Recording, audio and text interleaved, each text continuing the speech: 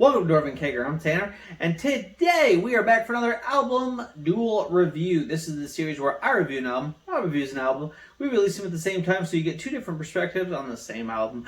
Today we are doing Smash Mouth's 1997 debut album, Fush Mang. Alright, so Smash Mouth. For those kids who don't know, no, this is not a band just created by the movie Shrek. They actually had music before Shrek. Who would have thunk it? Okay. I personally was one of those kids that had this CD. I think my parents had bought it. And boy, it just really strikes a tone for me. When I think of this album, I think of N64. There's a Star Wars game on N64 I loved playing. And Surge Cola. This just kind of clicks all those boxes for me. And let me go into that a little more. Smash Mouth on their debut album were this ska punk, a little more aggressive than what they make, the music they make now.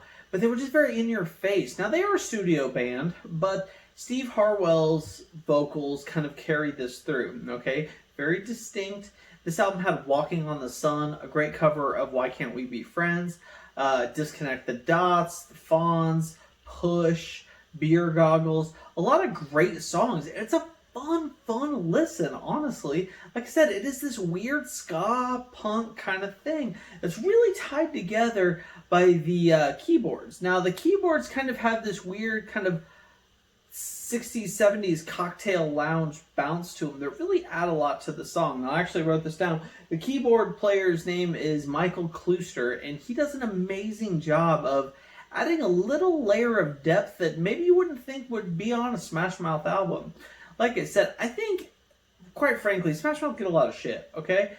But they're a solid band, and this album is solid. All these songs are fun.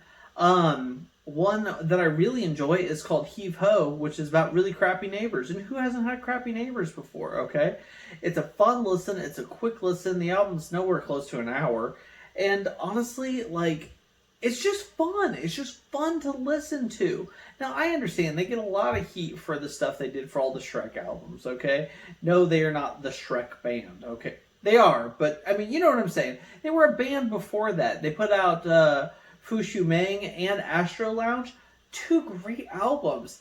I think if you haven't listened to this album, I think you'd be really surprised to hear it and understand that this band is not just a Shrek, soundtrack producing monstrosity. They actually have some chops, and honestly, this is a great album. I love this album.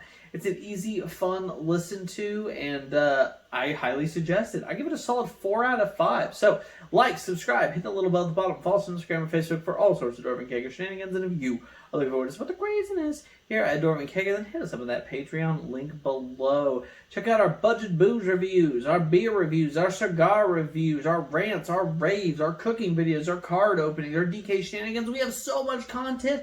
Why? Because we love making it for you guys. So as I hit my lamp, listen to Smash Mouth's debut album, Fush Mang. It's pretty good, and it'll take you right back to a fun ska punk time in 1997. Cheers.